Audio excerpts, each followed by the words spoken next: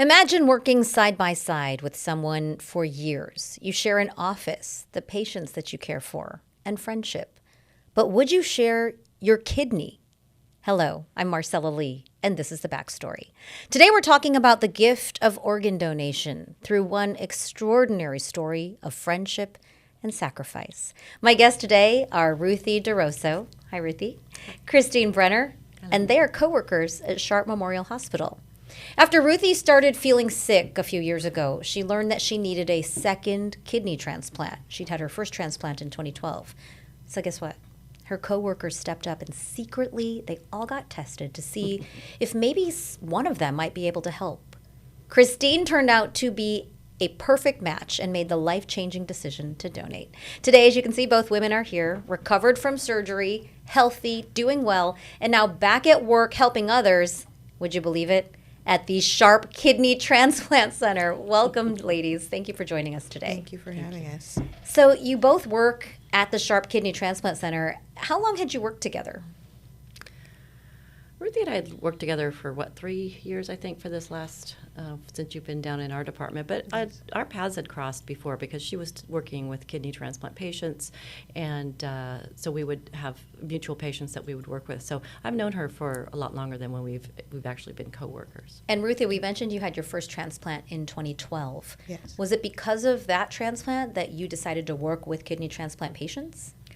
Actually, no. I got in the field because one of my coworkers, or actually not a coworker, but one of the receptionists that I was going to an office to had invited me to come and do my internship at the office. And so that's how I got into transplant. Long before you knew you would ever need a transplant. That's right. Wow. What are the odds of that?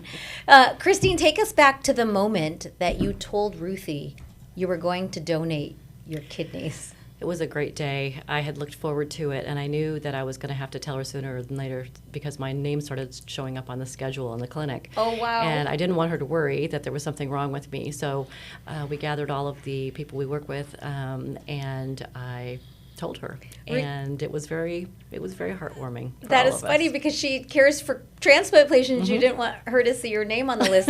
Ruthie, what was going through your mind when Christine told you that she was going to be giving you one of her kidneys? Oh my gosh, it was I was just all over the place. It was a very emotional day for me. I just couldn't believe what was happening at the time, and it was just all a surprise for me. Because what would have happened had you not found a donor? Well, I was already on the waiting list, and so the time for that was about 7 to 10 years out. Wow. So I would have just had to wait until it was my turn to get a call for a kidney transplant. Well, instead you got the surprise of your life, and we actually have video of that surprise. Let's go ahead and take a look at it now. Several of us have come forward to donate a kidney to you. One of us was able to get through the gauntlet. And so I wanted you to know that you are going to get a kidney. I went to Cabo last week, so I brought the sombrero. This is so cute. Why you guys want to make me cry today? So I took both the kidneys to Cabo last week, and I'm going to take both of them to Europe one more time, and then when I get back, I'd like to give you one. Or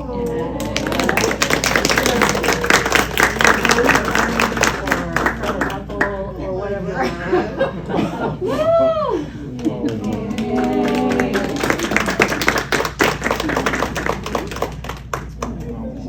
Thank you so much.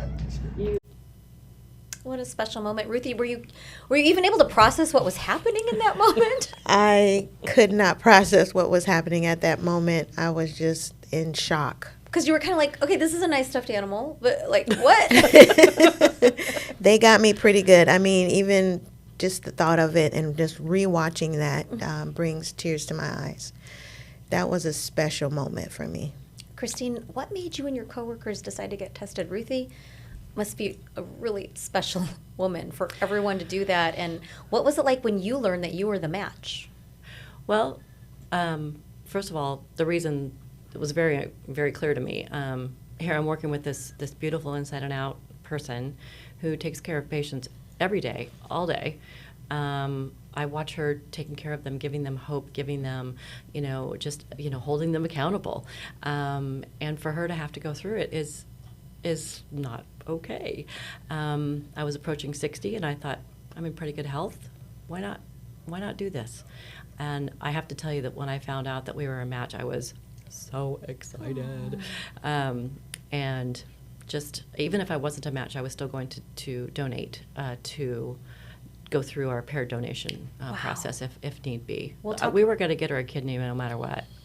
And that's when you can donate to someone else. That's correct. So that maybe someone else has a loved one that would donate to Ruthie. Yes.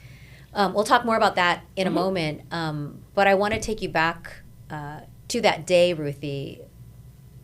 Life-changing for you, literally. Yes. What did you feel their love? I'm sure you did. I felt loved. It's something that I can't even describe the way my emotions felt just being around all this love and just trying to receive it. It was just, I had to step away and just take a moment to myself, and I really cried. And I was just in a moment of feeling gratefulness and just like, wow, this is just wow. Ruthie mentioned that you had a first kidney transplant in 2012. Who was that donor? And what did you feel when you found out that you needed another one? Well, the first kidney transplant that I received was from a donor. And I had waited 3.5 years for that. And so I had that kidney for about 10 years. Okay. And so when I learned that I needed a new kidney, I felt sad. I was just contemplating, all the things that I was going to have to go through again, being on dialysis, and what am I going to do when I'm on dialysis? Will I be able to work? And if, I'll be able to continue with my daily routines and things like that. So I was just kind of thinking about all that, and that just put, my spirits down a little bit. How does kidney failure affect your everyday life? At what point had it gotten to already before you learned that Christine was going to donate? Well, the symptoms that I was feeling, I was very tired.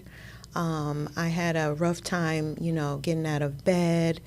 My feet were swollen. It's pretty much feeling like elephant feet. Always feeling nauseous.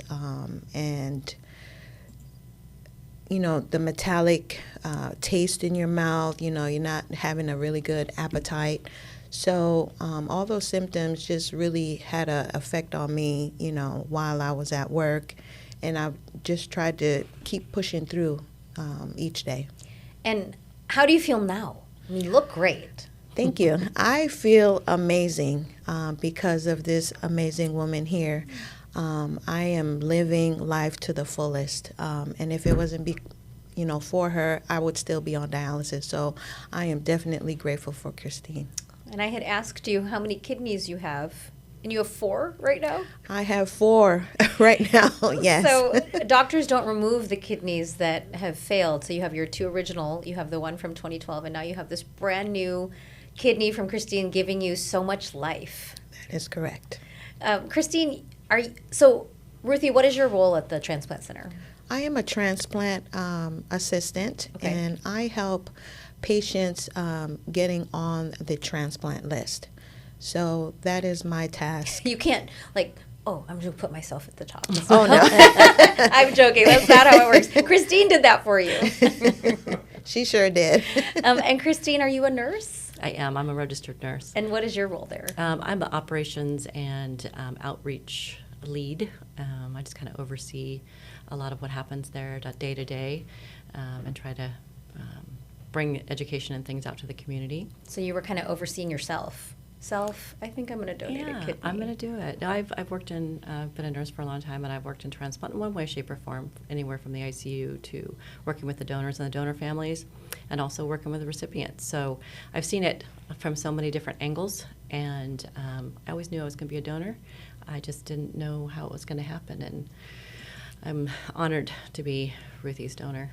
That is such a beautiful story.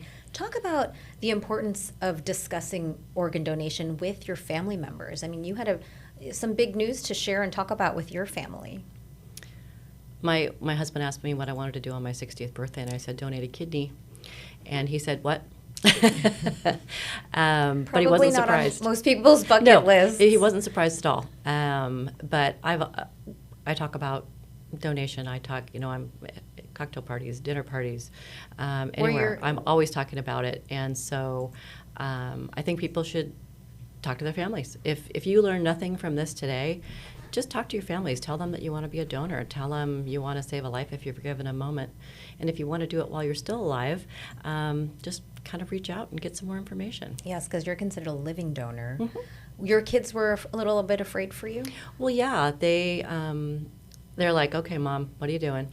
But they absolutely, they're so excited. They're sharing this story with all of their friends, and even my older grandkids understand what I've done as well. So I want to make sure that it's just normal for them. This is just something that's a normal thing to do. It is such a gift. Okay, I want to show our viewers about a tradition after transplant surgery where patients actually ring a bell. Let's look at that special moment that you two shared.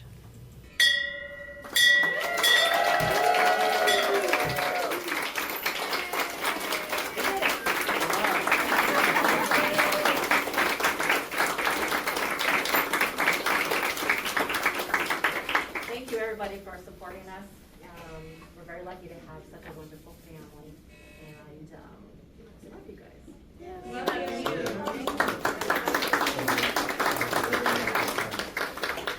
Because of Christine, I feel really, really, really, really good. I haven't felt this good in a very long time.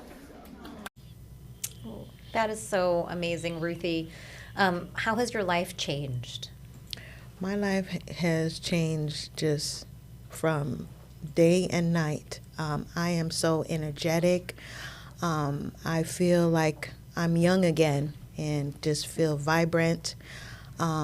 It's just a wonderful feeling. I can't even describe, all the wonderful feelings that I'm going through. So it feels great. And Christine, for people thinking about being a living donor, how do you feel? I feel great. I, down for a couple weeks because I had to be. Dr. Hart told me I had to stay down and not lift things and things like that. But I had zero pain, a little discomfort here and there. I was up doing my normal stuff, and I was ready to come back to work not very long after I had it done. And you only need one kidney to live a fulfilling, wonderful life. My righty is doing just fine all by itself. You have the righty. Mm-hmm. Ruthie has the lefty. Yep. Yes. And together you are quite the pair. We are. You mentioned Dr. Hart, and we're going to be meeting him in just a moment. We will hear more from Ruthie and Christine after that, but first, we're going to take a quick break. Welcome back. More than 100,000 Americans are waiting for an organ transplant, including around 20,000 people here in California. Nearly 90% of them need a kidney.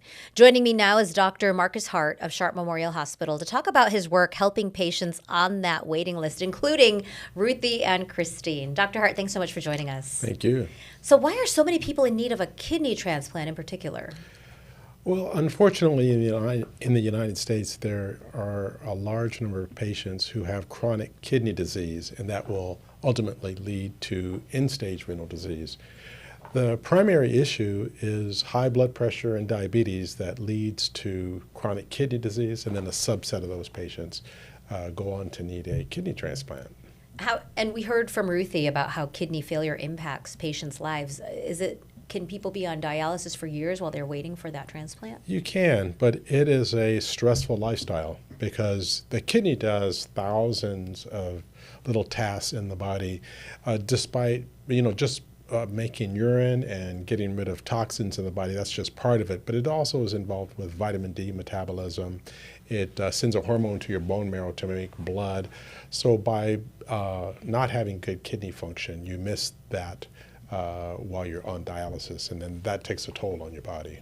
Tell us about living kidney donation. That is what Christine is, a living donor, and why that is so important to discuss with your family and even think about it yourself. I have a friend who didn't know anyone that needed a kidney transplant, but watched a show maybe similar to what we're doing today and decided that she was going to just donate one of her kidneys. It can have a huge impact on a patient's life. If you wait for a deceased donor, as Ruthie was saying, it might take years, 7 to 8 years, to get a kidney transplant. By being a living donor, you can solve the problem within months and get the patient off dialysis. I'm sure people wonder about the risks of becoming a donor. What does someone need to qualify? Well, in general, you have to be a healthy person because we don't want to take any risk of having problems post-op with heart disease or having kidney disease. So we do a very thorough examination to make sure patients don't have uncontrolled high blood pressure or diabetes or any intrinsic kidney disease. So if you're not healthy, it's not a good idea to donate. Is there a ideal age range? Well, certainly, you have to be of an adult Sure. of consenting age. But we have had donors be 75, 76 years old. Wow. And it's mostly about your well-being. If you're healthy, you exercise, you don't have any underlying diseases that would affect the kidney, you can donate.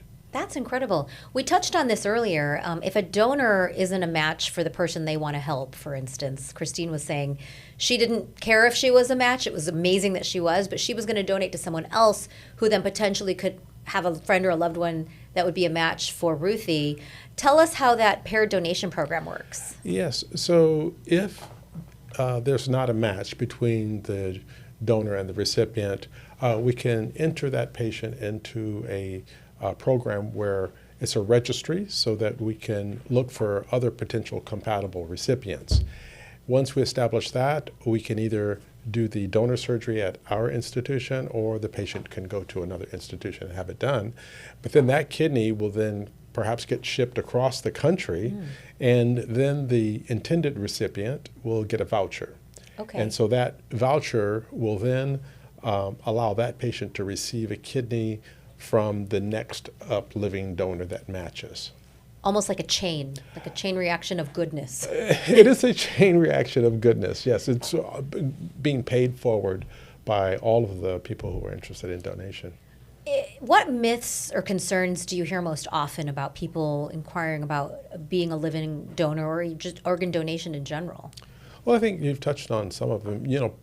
Some people think that they're too old to donate. Some people might think, well, I'm at a certain weight and I wouldn't be able to donate, but we can help patients lose weight.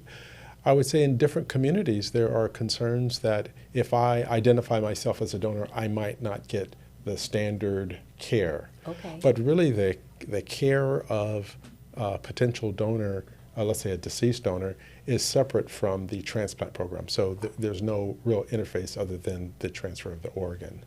So if someone is feeling like they may want to help, and we mentioned it before, but you're the doctor, the expert, you can live a healthy life with one kidney. You can live a very healthy life just with one kidney.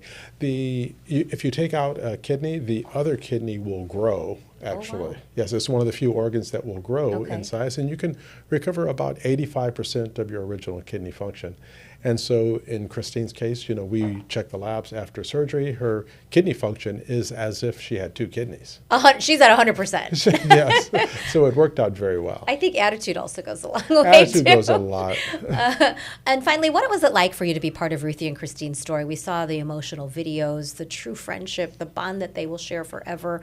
I mean, what was that like for you as a doctor? Well, that's the whole point of being a doctor, right? To be able to facilitate an event that will improve someone's health. And we're all very close to each other. We work in very close quarters. Yeah. I'm very close to Ruthie as well as Christine. So when I heard the news, I was excited, a little worried, a little nervous, right? Because we're all very close to each other, Right. but also extremely happy. And now that everyone has recovered, we're we're just very thankful. And to know that Ruthie went into caring for kidney transplant patients without knowing she would ever need a kidney or a transplant. And Christine has been a nurse for so many years and could have decided at any point in her career to do something like this, but waited until just this right moment. And for you to know both of them, did you do the surgery? You did, right? I performed Christine's surgery. Okay. So we used a robot to take the kidney out. So it's a minimally invasive technique. And then we helped with Ruthie's surgery as well. Wow, minimally invasive. Yes, so things have progressed quite a bit since when I entered surgery. Okay. You know, we would make a fairly large incision on the flank to get the kidney out. Now, via 8mm ports, I use 3 8mm ports, not even an inch.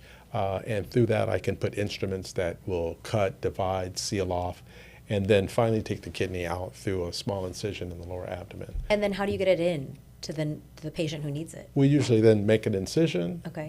and we will then connect the artery to the artery that supplies the leg, and the vein that drains the blood out, and the ureter goes right into the bladder. That is incredible. Yeah. That is incredible. Thank you so much, Dr. Hart, for sharing a little bit about with us the things that have changed and what it takes to be an organ donor and just this miraculous story. We appreciate your expertise. Thank you. After the break, we were going to hear from Ruthie and Christine one more time, bring them back and have them share the impact they hope that their story is going to have on perhaps someone watching, one of you. We'll be right back.